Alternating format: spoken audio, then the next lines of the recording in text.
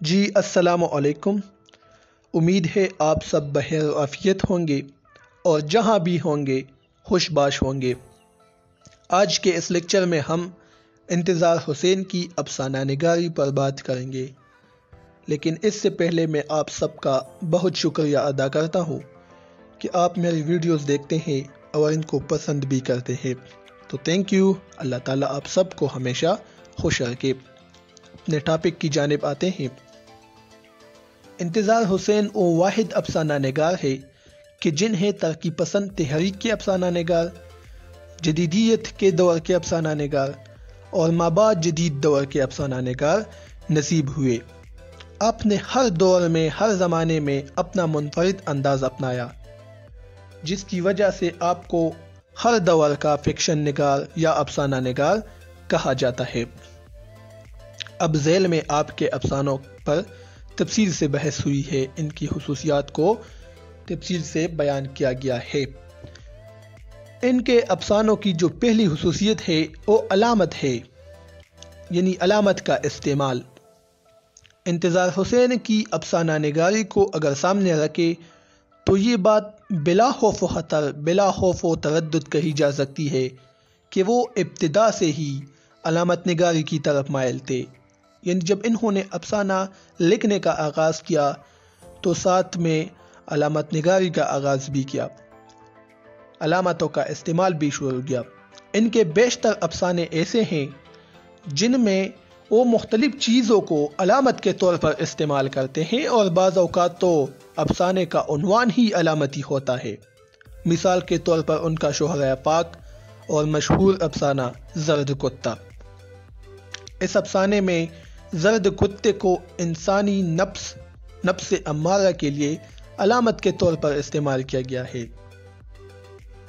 اس کے علاوہ ان کا پورا افسانوی مجموعہ آخری آدمی ان کا ایک افسانہ بھی ہے اور ایک افسانوی مجموعے کا نام بھی ہے، جن میں ٹوٹل 12 افسانے شامل ہیں۔ تو یہ پورا مجموعہ آخری آدمی، ان میں علامتی افسانوں سے یہ بھرپور ہے۔ آخری آدمی کا جو مجموعہ ہے افسانوی، تو ان میں بیشتر ایسے افسانے ہیں کہ جن میں علامت کا استعمال خوب ہوا ہے۔ کبوتر اور پتنگ کے الفاظ انہوں نے خوشی کے لیے علامت کے طور پر استعمال کیے ہیں۔ گدے کو جاہل کے لیے، تاج محل کو ہندوستان کی پہچان اور مسلمانوں کے شاندار ماضی کے لیے، گھوڑوں کو ذہین اور اہل لوگوں کے لیے، اور لفظ حقے کو محفل اور مجلس کے لیے علامت کے طور پر انہوں نے استعمال کیا ہے۔ مسلمانوں کے شاندار ماضی کے لیے انہوں نے تاج محل کے لفظ کو استعمال کیا، یعنی مسلمان، اب تو انگریزوں کا دور تھا نا، مسلمان تو اس سے پہلے تھے، مغل سلطنت تھی، اس سے پہلے غیاث الدین بلبن تھے، اس کے علاوہ محمود غزنوی، شہاب الدین محمد غوری، قطب الدین ایبک، ان لوگوں کے لیے، اور خاص طور پر مغل سلطنت کے لیے، کیونکہ تاج محل شاہ جہان نے تقریباً بنایا تھا یا جہانگیر نے بنایا تھا، تو ان دونوں میں سے ایک نے بنایا تھا، تو یہ اس کی پہچان کے لیے انہوں نے علامت کے طور پر استعمال کیا ہے۔ تو یہ تو تھا علامت کا استعمال۔ دوسرا جو اہم موضوع ہے وہ ہے ہجرت کا المیہ۔ ہجرت 1947 میں جب ہندوستان تقسیم ہو جاتا ہے تو پاکستان اور ہندوستان وجود میں آ جاتے ہیں، تو لوگ جو پاکستان کے حصے میں رہتے تھے وہ ہندوستان کو ہجرت کرتے ہیں، اور وہاں انڈیا، بھارت سے لوگ یہاں پاکستان میں آتے ہیں۔ تو اس وقت بہت فسادات رونما ہوئے تھے، بہت کشت خون وہاں پر ہو گئی تھی۔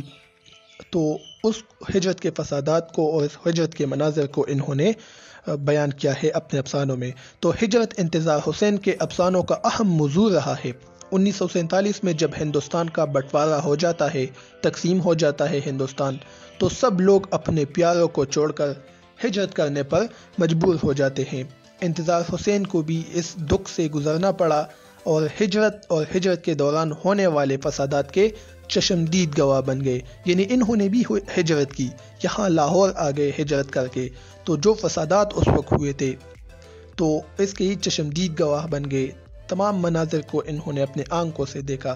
یہی وجہ ہے کہ ہجرت کا موضوع آپ کے افسانوں میں بدرجہ اتم، یعنی بہت زیادہ موجود ہے۔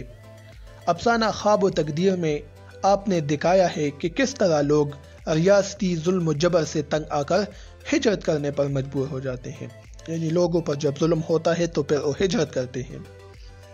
اس کے علاوہ ان کے ابتدائی افسانوی مجموعے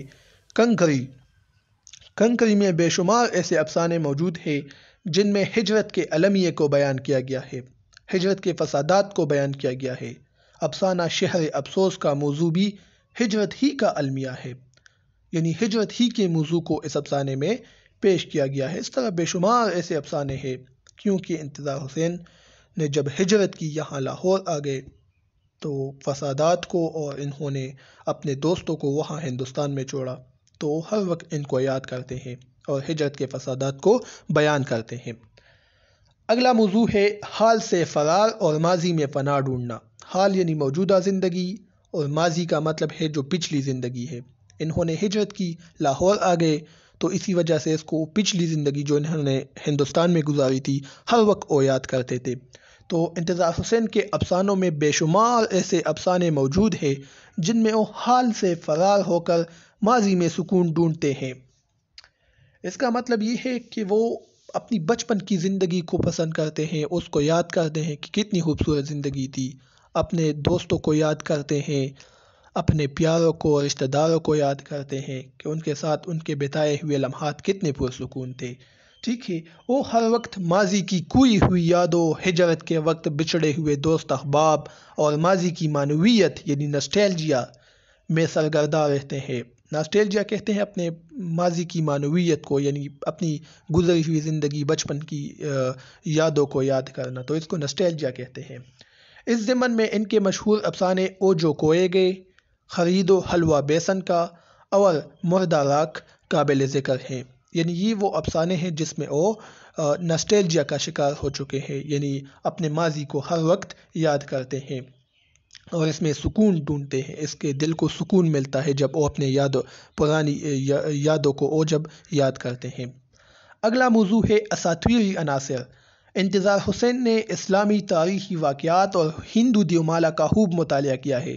اساطیر کہتے ہیں دیوی دیوتاؤں کے پرانے قصے واقعات، اور ان کے دیوی دیوتا جو ہندوؤں کے ہیں، ان کے جو واقعات ہیں ان کو بیان کرنا، یہ اساطیر ہے، یا اسلامی واقعات جو ہوئے ہیں قرآن مجید میں جو بیان ہوئے ہیں، یہ کیا ہے؟ یہ سب اساطیر ہیں۔ پھر اس کی بھی قسمیں ہیں لیکن آج ہم اس کو ٹچ نہیں کریں گے۔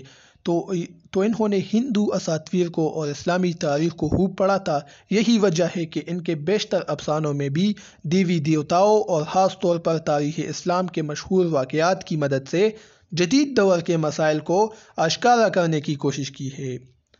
اس ضمن میں ان کے بے حد مقبول افسانے آخری آدمی کو فراموش نہیں کیا جا سکتا، جن میں تمام لوگ بندر کی جون میں تبدیل ہو جاتے ہیں۔ بندر کی جون میں مطلب بندر کی شکل میں تبدیل ہو جاتے ہیں۔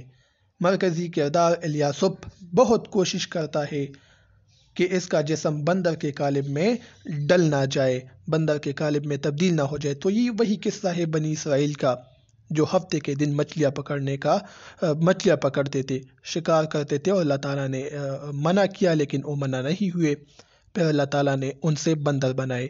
تو یہ وہی واقعہ ہے۔ ٹھیک ہے، اس طرح وہ جو دیوار کو نہ چاٹ سکے، یہ ایک افسانہ ہے، اس میں انہوں نے یاجوج ماجوج کو پیش کیا ہے۔ اس کے علاوہ کشتی ایک افسانہ ہے، تو اس میں نوح علیہ السلام کی جو کشتی تھی وہ واقعہ ہے، اور اس طرح دوسرے واقعات کو ملا کر ایک پورا افسانہ اس پر لکھا ہے کشتی کے نام سے۔ تو یہ تو تھا اساطیری عناصر ان کے افسانوں میں۔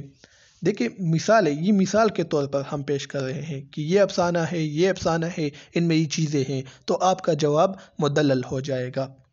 اس کے علاوہ ہے تہذیب و تمدن کی عکاسی۔ تہذیب و تمدن کس تہذیب کی عکاسی کی ہے؟ انتظار حسین کے افسانوں کی ایک اور اہم خصوصیت ہندوستان کے سماج کی عکاسی ہے۔